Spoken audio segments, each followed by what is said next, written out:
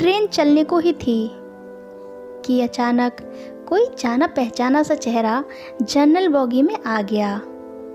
मैं अकेली सफ़र पर थी, सब अजनबी चेहरे थे। स्लीपर का टिकट नहीं मिला तो जनरल डब्बे में ही बैठना पड़ा। मगर यहाँ ऐसे हालातों में उस शख्स का मिलना ज़िंदगी के लिए संजीवनी के समान था। ज़िंदगी भी कमबख्त कभी कभी अजीब से मोड़ पर ले आती है फ्रेंड्स। ऐसे हालातों से सामना करवा देती है जिसकी कल्पना तो क्या हम कभी ख्याल भी नहीं कर सकते। वो आया और मेरे पास ही खाली जगह पर आकर बैठ गया।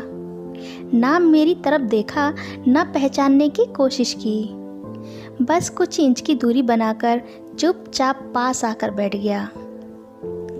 बाहर बारिश की रिमझिम लगी थी, इस कारण वो कुछ भीग गया था। मैंने कनकियों से नज़रें बचाकर उसे देखा। उम्र के इस मोड़ पर भी कमबख्त वैसे के वैसा ही था। हाँ, कुछ भारी हो गया था मगर इतना ज़्यादा भी नहीं। फिर उसने चश्मा निकाला और मोबाइल में लग गया। चश्मा देख मुझे कुछ आश्चर्य हुआ। उम्र का यह निशान एक उस पर भी नजर आया था कि उसकी आंखों पर तो चश्मा चढ़ गया था। चेहरे पर और सर पर मैंने सफ़ेद बाल खोजने की कोशिश की मगर मुझे नहीं दिखे। मैंने जल्दी से सर पर साड़ी का पल्लू डाल दिया। बालों को डाई किए हुए काफ़ी दिन हो गए थे मुझे। ज़्यादा तो नहीं थे सफ़ेद बाल मेरे सर पर, मगर इतने ज़रूर थे कि अगर गौर से देखो तो नज़र आ जाएं। मैं उठकर बाथरूम गई। हैंडबैग से मैंने फेस वॉश निकाला और चेहरे को ढंग से धोया। फिर चेहरे को शीशे में गौर से देखा। पसंद तो नहीं आया मगर अजीब सा मुंह बनाकर मैंने वापस से शीशे को बैग में डाल दिया और मैं वापस अपनी जगह पर आ गई। मगर ये क्या, वो साहब तो खिड़की की तरफ से मेरा बैग सरकाकर खुद खिड़की की तरफ बैठ गए हैं। मुझे पूरी तरह देखा भी नहीं, बिना देखे ही कहा सॉरी, भाग कर चढ़ा था तो पसीना आ गया, थोड़ा सूख जाए फिर अपनी जगह पर जाकर बैठ जाऊंगा। फिर मैं अपने मोबाइल में लग गया। मेरी इच्छा जानने की कोशिश भी नहीं की। उसकी यही बात हमेशा मुझे बुरी लगती थी, फिर भी ना जाने क्यों उसको मैंने आज तक नहीं भुलाया। एक वो था कि 10 सालों में ही भूल गया। मैंने सोचा अभी तक गौर नहीं किया, पहचान लेगा। थोड़ी मोटी हो गई हूँ शायद, इसलिए नहीं पहचाना। मैं उदास हो गई थी। जिस शख्स को जीवन में कभी भुला ही नहीं पाई, उसको मेरा चेहरा तक याद नहीं। माना कि औरतों को लड़कियों की ताड़ने की इसकी आदत नहीं, मगर पहचाने भी नहीं। भला ये भी कोई बात हुई? शादीशुदा है, मैं भी शादीशुदा हूँ, जानती हूँ। इसके साथ रहना मुश्किल है, मगर इसका मतलब ये तो नहीं फ्रेंड्स कि मैं अपने ख्यालों और अपने सपनों को जीना छोड़ दूँ। एक तमन्ना थी कि कुछ पल खुल के उसके साथ गुजारूँ। माहौल दोस्ताना ही हो, मगर हो तो सही। आज वही शख्स मेरे पास बैठा था जिसे स्कूल टाइम से मैंने अपने दिल में बसा रखा था। सोशल मीडिया पर उसके सारे अकाउंट चोरी चुपके देखा करती थी। उसकी हर कविता, हर शायरी में खुद को खोजा करती थी। वह आज तो पहचान ही नहीं रहा। माना कि हम लोगों में कभी प्यार की पींगें नहीं चली, न कभी इजहार हुआ। हाँ, हमेशा वो मेरी केयर करता था और मैं उसकी केयर करती थी। कॉलेज छूटा तो मेरी शादी हो गई और वो फौज में चला गया। फिर उसकी शादी हुई थी। जब भी मैं गांव गई उसकी सारी खबर ले आती थी। बस इसी तरह जिंदगी गुजर गई। आधे घंटे से ऊपर हो गया, वो आराम से खिड़की के पास बैठा मोबाइल में लगा हुआ है। देखना तो दूर, चेहरा ऊपर भी नहीं किया। मैं कभी मोबाइल को देखती, कभी उसकी तरफ। सोशल मीडिया पर उसके सारे अकाउंट खोलकर देखे, तस्वीर मिलाई, वही था, पक्का वही था, कोई शक नहीं था।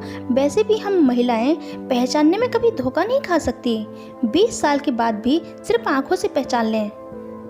फिर और कुछ वक्त गुजरा, माहौल वैसे कि वैसा ही था, बस मैं पहलू बदलती रही। फिर टीटी आ गया, सबसे टिकट पूछ रहा था।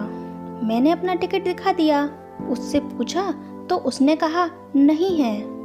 टीटी बोला फाइन लगेगा। वो बोला लगा दो। टीटी ने बोला कहाँ की टिकट बनाऊं? उसने जल्दी से जवाब नहीं दिया, मेरी तरफ देखने लगा। मैं कुछ समझी नहीं। उसने मेरे हाथों में थमी टिकट को गौर से देखा, फिर टीटी से कहा कानपुर। टीटी ने कानपुर की टिकट बनाकर दी और वो पैसे लेकर चला गया। मैं फिर से मोबाइल में तल्ली हो गया। आखिर मुझसे रहा ही नहीं गया। मैंने पूछ ही लिया कानपुर में कहाँ रहते हो? मोबाइल में ही नजरें गड़ाए हुए बोला कहीं नहीं। वह चुप हो गया। तो मैं फिर बोली किसी काम से जा रहे हो? बोला हाँ। अब मैं चुप हो गई।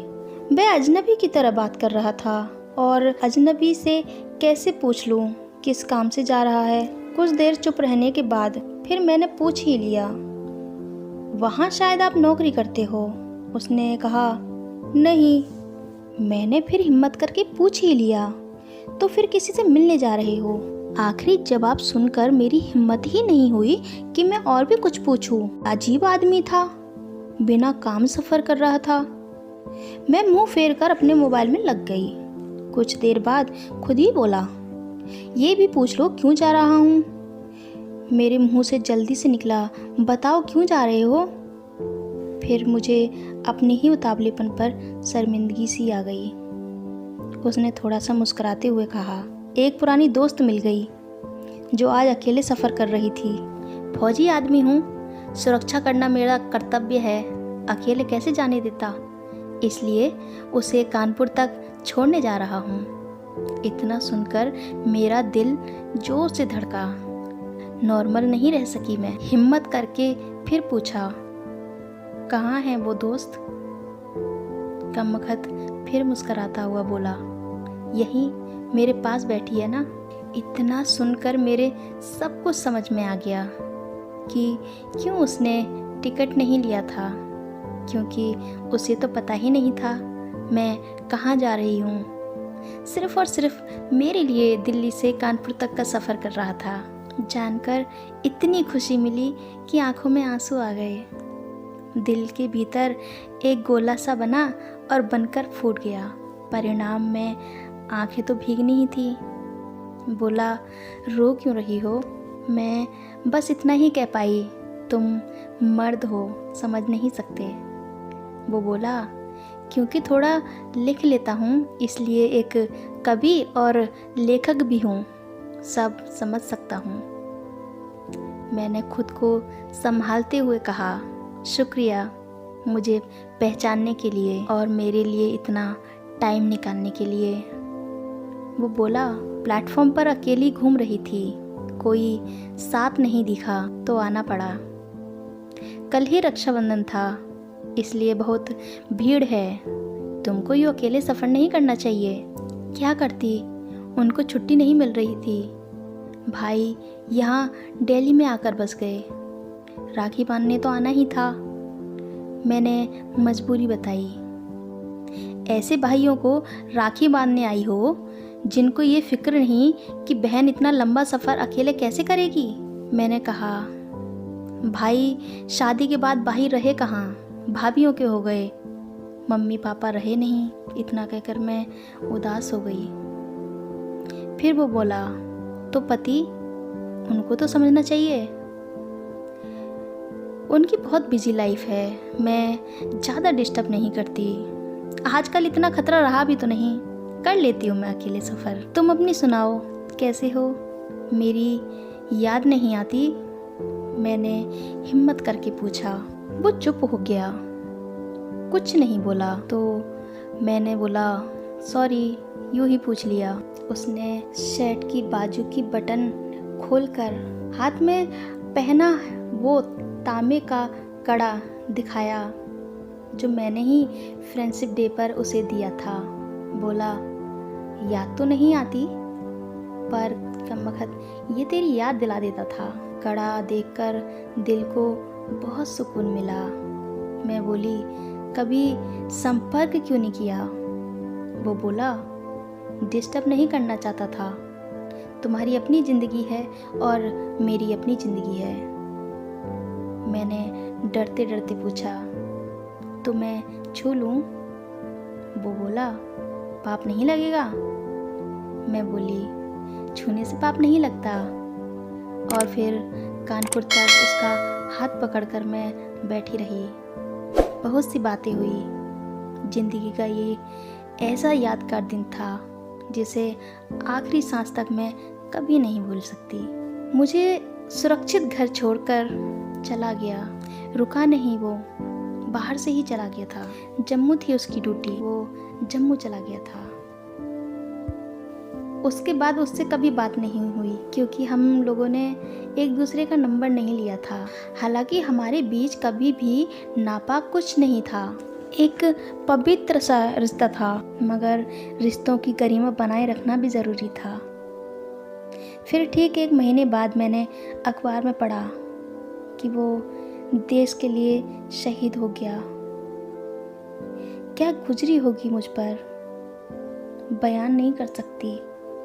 उसके परिवार पर क्या गुजरी होगी मुझे नहीं पता। लोक लाज के डर से मैं उसकी अंतिम दर्शन भी नहीं कर पाई।